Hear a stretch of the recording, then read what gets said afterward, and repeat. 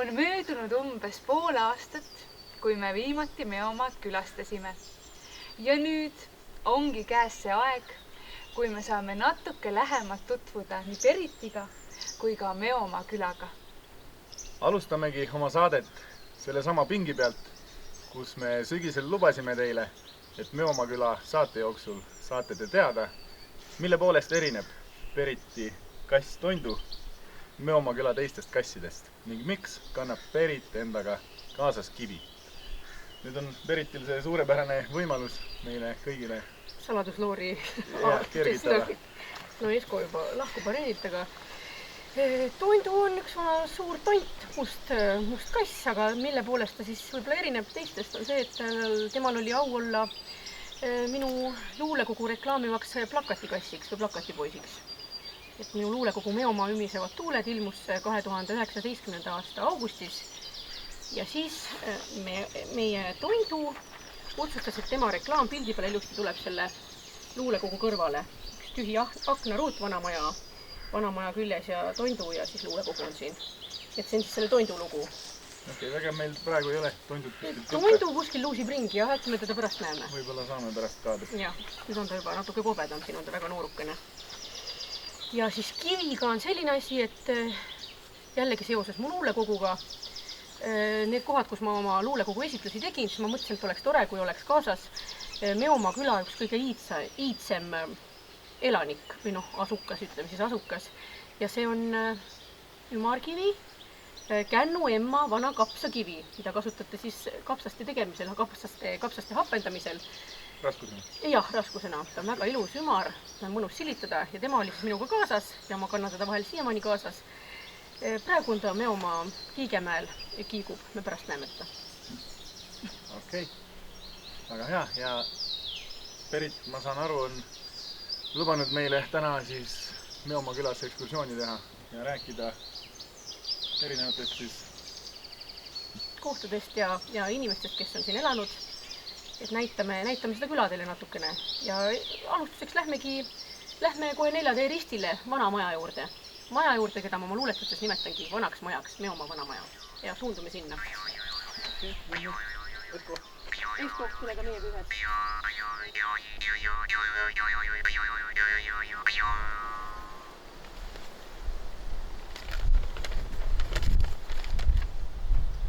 Karuradadel.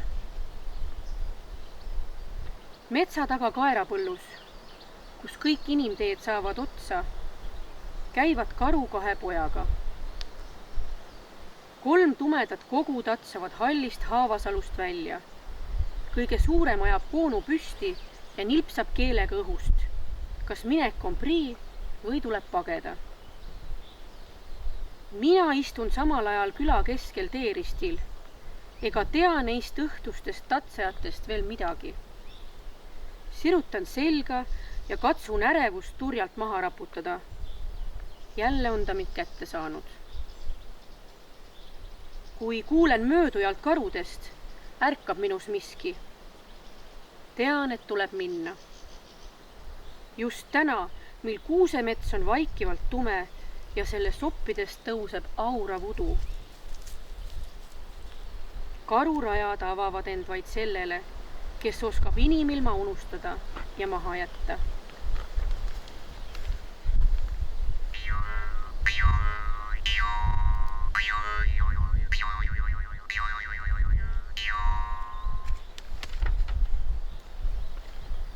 Võta suund läände. Astu läbi teeäärse takjavalli. Las sinu rabedus takerdub takjaisse. Siia kivile samblaks kasvagu kurbus, mida endas oled kandnud, ja rõõm, mis vaikselt immitseb. Kurerehade lillad piid kammivad mõtetest üleliigse müra. Kui oled neist möödas, siis tabadki kõrvus vaikuse. Tuksed ja torked randmetes, kõik päevased kandamid ja kohustused, need puista pehkinud pilbastena metsa alla maha. Kas keegi öine teeb neist lõkke? Unusta hommik ja mineta õhtu, aeg lükka eemale. Las tiksumisest saab nõgikikka trummeldus, ja siis hele ajatu hüüd. Veel on minna, see putkedest tihe lõik Kraavipervel, sest radasid siin enam pole. Taldadel on juba kerge, kuid rinnataskus peidab end ikka üks nurgeline kivike, millest loobuda on kive. Aga siinsetel maastikel sohki teha ei tohi, iseennastki petta mitte. Pead unustama ka selle, kes sind koju ootab ja sauna soojana hoiab, vaigu lõhk kätel. Jääb minna vaid läbi viimase õhetava Pihlakasalu. Midagi on sul veel mõtetes kanda ja mets teab seda. Aga väikseid südameid sa unustada ei saa. Pihlakad on armulikud ja mõistavad üksikut rändajat. Nemad võivad hoida, seni kuni sinul on tee veel astuda. Siia, kaitsvasse puuõõnsusesse, metstuvi sulgedele saad hoiule panna selle, mis nähtamatu risoomiga ikka su küljes püsib. Astu edasi, puude alt välja. Vaata, valgused on muutunud. Nüüd oled pärale jõudnud.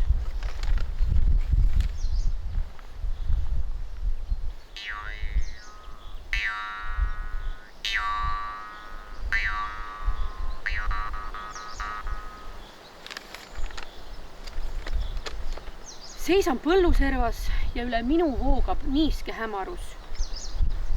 Kes ma olen, kust tulen, millest veel hommikul mõtlesin, mida ootasin ja mida kartsin. Sel pole siin enam kohta ega tähtsust. Olen kerge ja nii tuumakalt tühi nagu kookoni vahajas kest, millest keegi on just välja roninud.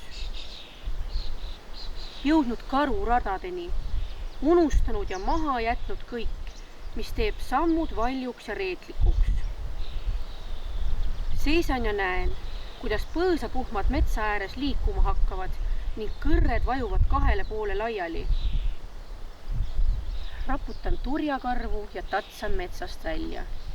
2 väikest tumedat kogu mul sabas astumas. No nii, jõudsime siia küla keskpaika, 4 tee ristile. Siin võib kodu neljapäeva täiskuu öösel vanapogaga kohtuda, temaga mõned jutud rääkida. Kuidas see välja peab? No peab vilistama ja tema vilistab vastu. Ma ise pole julgenud seda torkima hakata, aga jah, selline võimalus siin on, sest et 1, 2, 3 ja 4 teed ja vanad tammed ja kivid, nii et tundub selline väga hea kohtumispaik, kui temaga on mingeid asju ajada. Aga miks see vana maja on oluline ajalooliselt? Siin sündis 1876. aastal riigimees ja advokaat Louis Olesk. Ja miks ta nii oluline mees oli? Sellepärast, et ta võttis osa Asutava Kogu loomisest 1919. aastal, mis siis kuulutas välja ka esimese Eesti Vabariigi. Ja Louis'l oli ka väga vinge naine, Minni Kurs Olesk, kes on mulle jätnud sellise sümpaatse mulje. Ta oli õpetaja, käis palju reisimas ja välismaalt tõi ta kaasa endaga sellise võrdõiguslikkuse hingamise, mida ta ka siin siis levitas. Ta seisis naiste õiguste eest, naiste valimisõiguse eest ja nad olid Louis'ga vaba abielus. Ja tollal oli see selline üsna skandaalne asi, et nende vastu kuulutati lausa selline väike boikott välja, ei teretatud neid Tartu linna tänavatel. Aga see selleks, et ühel hetkel abielluses ametlikult ka, aga jah, et põneva ajalooga maja kindlasti. Ja ka Peeter Olesk, meie kirjandusteadlase suguseltsi liin jookseb siis siia tegelikult, kui seda natukene uurida. Aga minule see vana maja on jah, nagu selline elusorganism natukene. Nagu elusolend, kes hingab siin suurte puude all ja ta on jõudnud ka minu luuletustesse. Ja siin elab igasugust rahvast, linnu- ja loomarahvast. Eeskojas tegutses siin ühel aastal väike must kärbsenäpp, oravaid on siin palju, nahkhiiri. Ja kuna siin praegu inimtegevust ei ole hetkel, et siis ma ei imesta ka, kui näiteks ühel kevadel sammub siit välja karu, kes on siin oma talveune veetnud, mine tea. Kelle oma see maja praegu on? See oma on meite jagu. Pole ohtu, et see maja siit ära kaoks? Jah, seda küll, aga ta on nii suur ja võimas, et läheb aega ja vaeva sellega midagi ette võtta. okei. Aga noh, ma ei tea, liigume vist edasi siis praegu. jah, kuhu me järgmisena Lähme siit, võtame otse suuna Eduard Markuse mälestuskivi poole. Et nüüd Luis sai räägitud, käime läbi need kuulsused, kes siin külas on tegutsenud. Et lähme siis Eduard Markuse mälestuskivi juurde, mis hiljuti just taas avati. okei.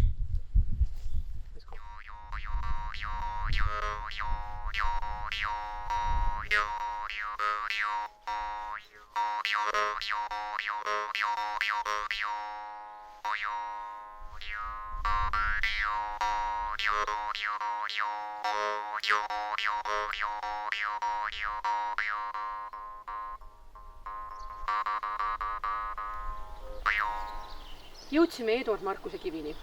Mälestuskivi, mis taas avati nüüd hiljuti. See oli külale väga tähtis ja oluline sündmus. Tulime juba ette, tükk aega elevuses.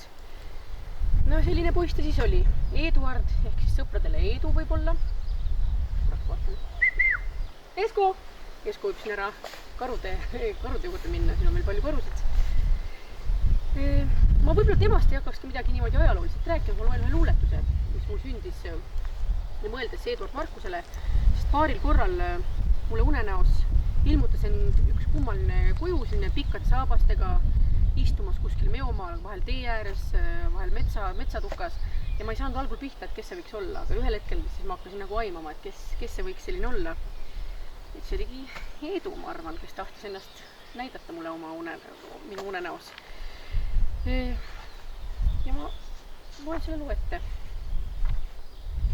Ja no võib-olla oleks lausa natukene kummaline, kui ei oleks sündinud luuletust sellisest oma küla suurmehest ja tähtsast inimesest.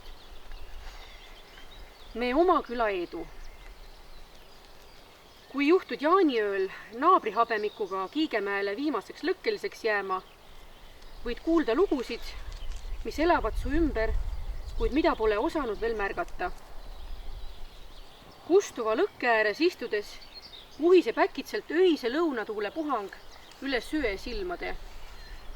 Viimane hõõguv palginott praksatab kaheks ja sädemeid lendab puulatvade poole. Jääb tunne, et keegi nähtamatu hüppas just üle lõkke, saapad alla ka nimme hääbuvaid leeke riivates. Naabri habemik viipab tuulehoole, nagu vanale tuttavale, pärides seejärel minult. Kas sa me oma küla Edut ikka tead? Tagametsa Markust. Tema see siin tuhisebki. On jälle kodukülla käima tulnud.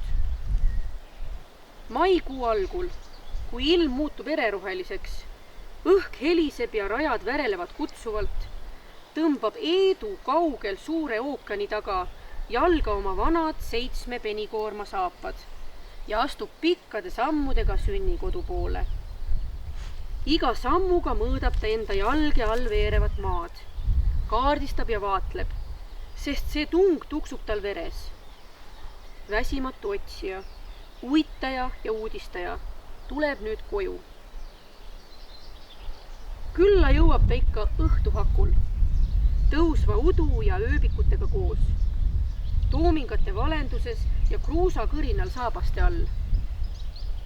Võtab pika sammu otse maantee äärest esimese suure teeristini. Kuulatab hetkeks kiivitajate piiksatusi põllul, pöörab siis paremale pilk kujuteldava kiriku tornil. Veel üks pikk samm ja tulija ongi kodus. Istub seal metsa ääres ülaste puhmas terve pika maiöö. Hingab koos rammusa maaga, toetab selja vastu krobelist kuuske. Nöörib 7 penikoorma saapad lahti, asetab need suure kivi kõrvale, sirutab pikad jalad nagu joonlauad üle tee ja põllu ning tunnistab endale, et hingemaastikud on ettearvamatumad kui käega katsutav pinnas. Edu hing on koju naasmisest ikka päris hell. Ja igal aastal kordub see tulemine. Kevade kõige hõrgumal kuul, just rändlindude saabumise aegu, haneparvede ja sookurgede rahutute lauludega koos, naaseb ka Eduard. Tuleb koju ja rändab siin taas ringi. otsides isegi ei tea mida. Uitab hommikust õhtuni metsades, märkab ja jätab meelde. Endal suur vihmamantel üll ja seljakott turjal tantsimas. Muugib lahti muldade saladusi, ajab putukate jälgi ja leiab üles vana ilvese märgipuu ning ammu kadunud virvatuled. Mõistatab ja mõistatab ning tabab korraga teravalt ära, et kõik see on omavahel seotud, varjatud seeneniidistiku pidi ühenduses. Tema ise, teda ümbritsev, kogu ilm ja see küla, me kõik. Ning jaaniööl, siis kalpsab ta pika sammuga Meomaa Kiigemäele, jääb tagasi hoidlikult puude varju seisma ja vaatleb sealt õpetaja pilguga tänaste inimeste hingi. Kui jutukõmin mäel on vaibunud, astub Eedu puude alt välja, teeb ulja ilvese hüppe üle lõkkeaseme ning tuiskab siis ookeani taha tagasi, et järgmisel kevadel taas tulla, suur tagametsa kivi maamärgina suunda näitamas. Jah, ütlesin tagametsa ja Aadami talu on siin kirjas, aga meie külarahvas tegelikult rohkem teab seda kohta nagu Kirikumäena. Aga seda kirikut siin kuskil ei paista, me oleme mõtisklenud, kas see kirik siin kunagi oli. No võib-olla oli see üks kujuteldav kirik. Seda täpselt ei teagi. Aga sellest paigast siit on pärit veel üks kuulus mees, muide, neid ikka siin jagub. Richard Porosna. See oli selline tüüp, kes pani kokku Eesti esimese televiisori. Et see pilt oli küll algul tillukene, see oli postkaardi suurune ja võttis vastu siis Moskva teletorni või selle jaama neid laineid.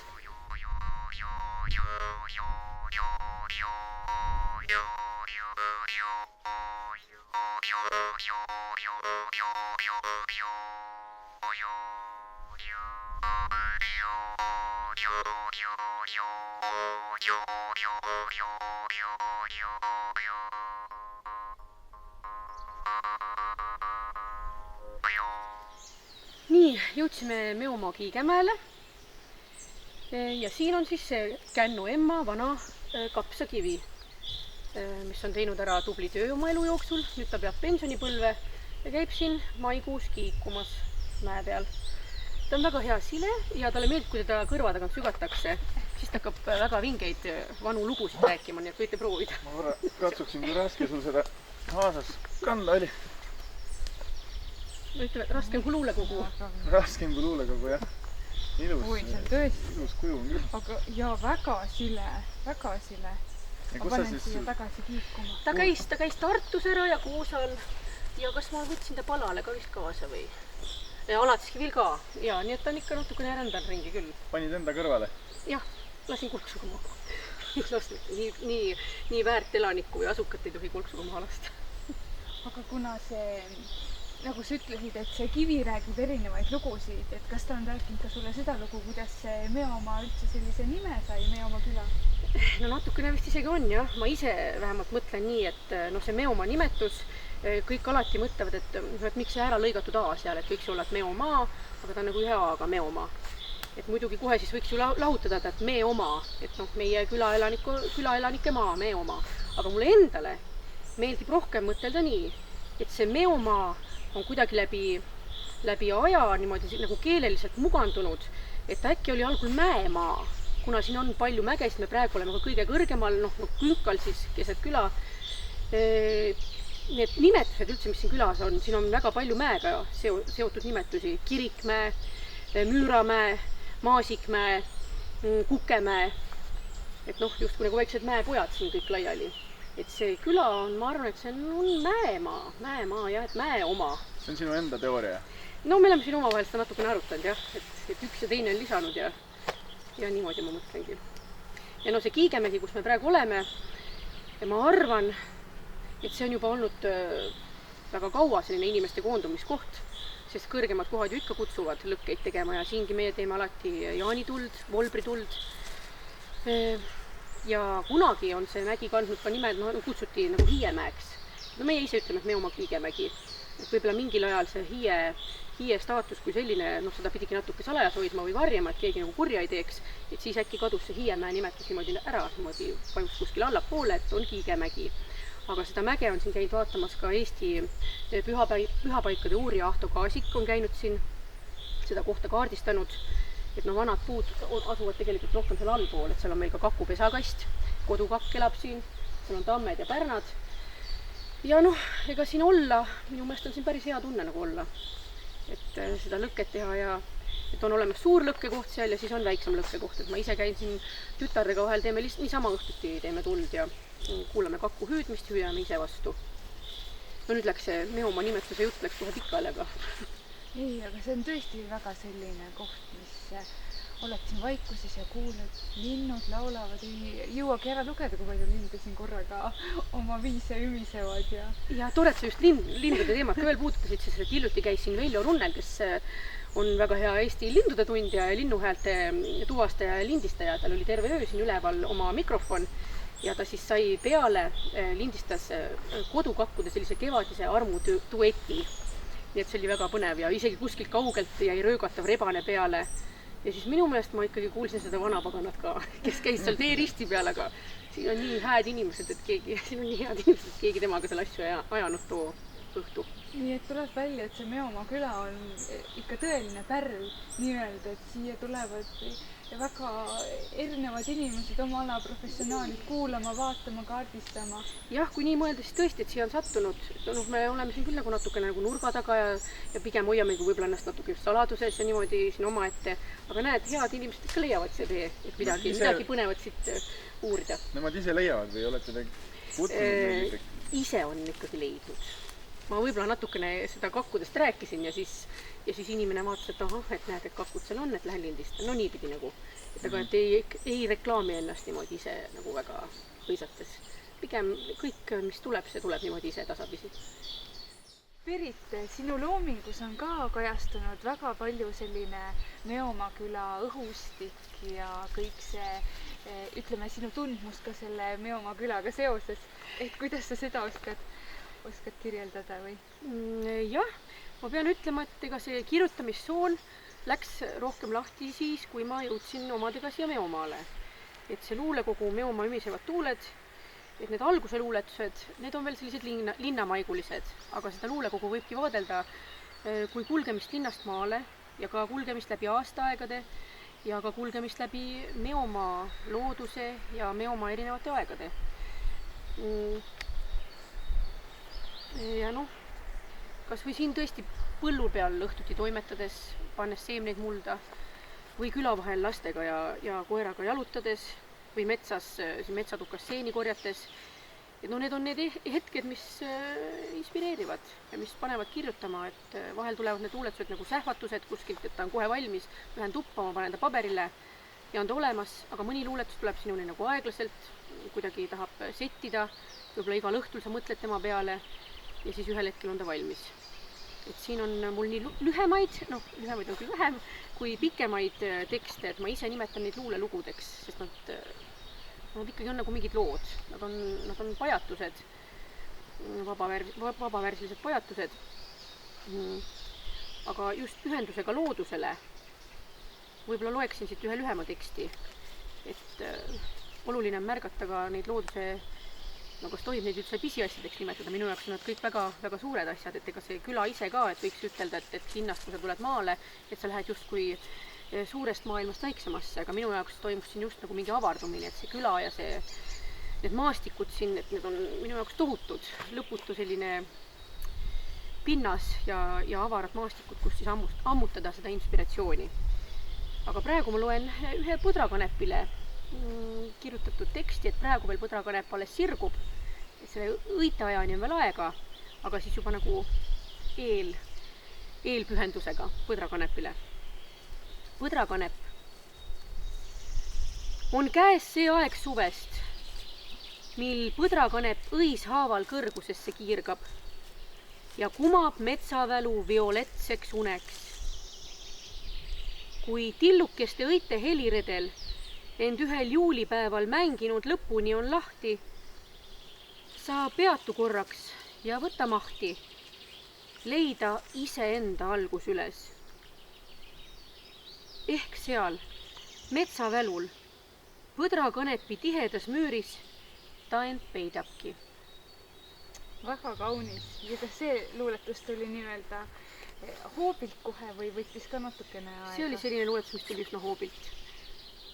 Ma olin vist metsas esimesi punapuravikke jahtimas, sest et juulikuus võib juba täiesti siin ümberkaudsetes metsades punapuravik leida.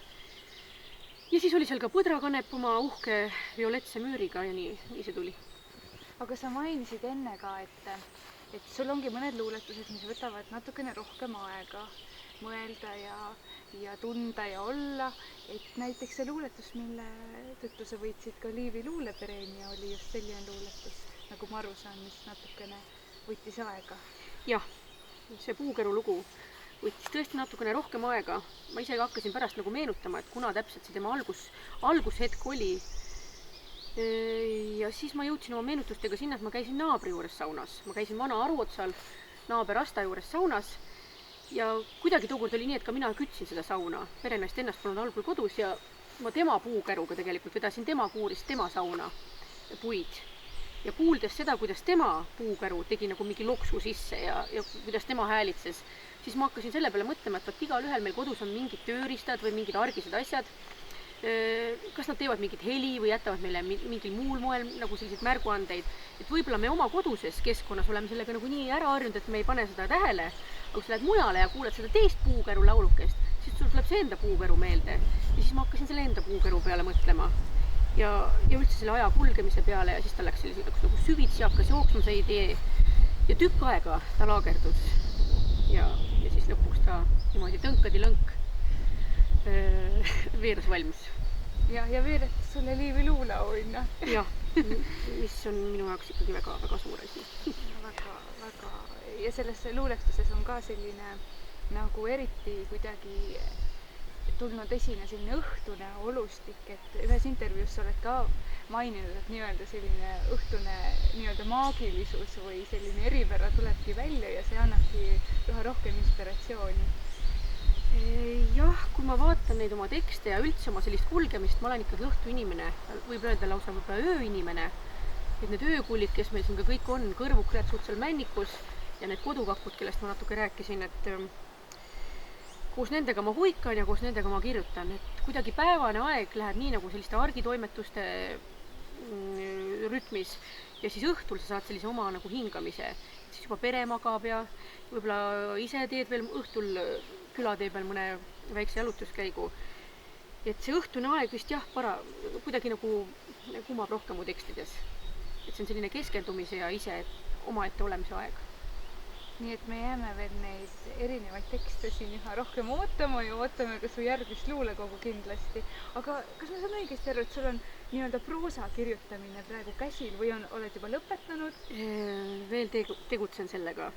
Et jah, ma loodan ja hellitan sellist nagu veeretan sellist lootuskübemekest. Et minu järgmine raamat saab olema proosalugude kogumik. Et luulelood, nagu näha, siis ma üsna pikalt tahan kirjutada, et siis ma ikkagi jõuan nagu proosani juba välja. Et ma planeerin sellist 12 loost koosnevat raamatut. Mul on isegi juba pealkiri natukene välja mõeldud. Ma ei tea, kas ma hõikan selle siin välja. Mõnes mõttes see nagu motiveerib tegutsema ennast. Teises mõttes võib-olla on see natuke laskmata karu naha jagamine. Aga olgu ma ütlen, et 5 kuusekivi võiks saada selle raamatu pealkirjaks ja vist juba ütlesin, et 12 lugu võiks sinna saada. 3 lugu on mul täitsa valmis kirjutatud. Et ülejäänud on mul peas olemas ja tegelikult läbi mõeldud ja nagu justkui valmis, eks midagi kirjutamise käigus alati muutub. Aga ongi nüüd vaja seda aega ja seda mahaistumist ja konkreetselt kirjatööga tegutsemise momenti. Ma loodan, et sa leiad selle aja ja me jääme väga sinu uut loomingut ootama. Tore, rõõm, kui oodatakse ikka. Kui on lugejaid, sellest on ikka hea meel. Kui ükski loeb. Kindlasti on neid palju. Omad inimesed ikka elavad kindlasti väga kaasa. Küla keskel on sealt hea, et oma küla inimesed ikka loevad. Vast. Aga aitäh sulle. Berit, suur aitäh sulle, et sa meile Meomaa küla tutvustasid ja rääkisid ka natukene endast. Väga põnev oli kuulata sinu tegemisi, Meomaa küla tegemisi ja jääme sinu järgmist siis luuleraamatut või proosaraamatut ootama. Aitäh sulle natukene meie poolt selline meene ka, suupõllumeene. aitäh, no mina tänan. Tänan tulemast ja küsimast ja kuulamast. Jah, aitäh. jah, Berit, ma pean sulle ütlema, et sa oled igati tore ja meeldiv inimene. Meil oli väga tore päev sinuga ja mina tänan.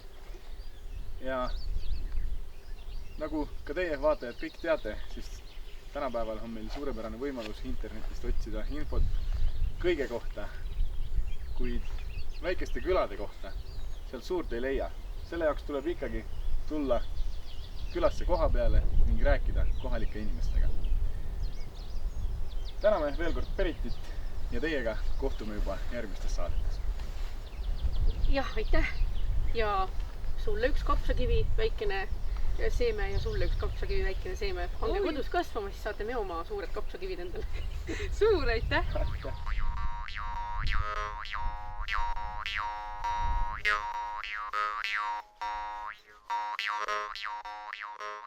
Yo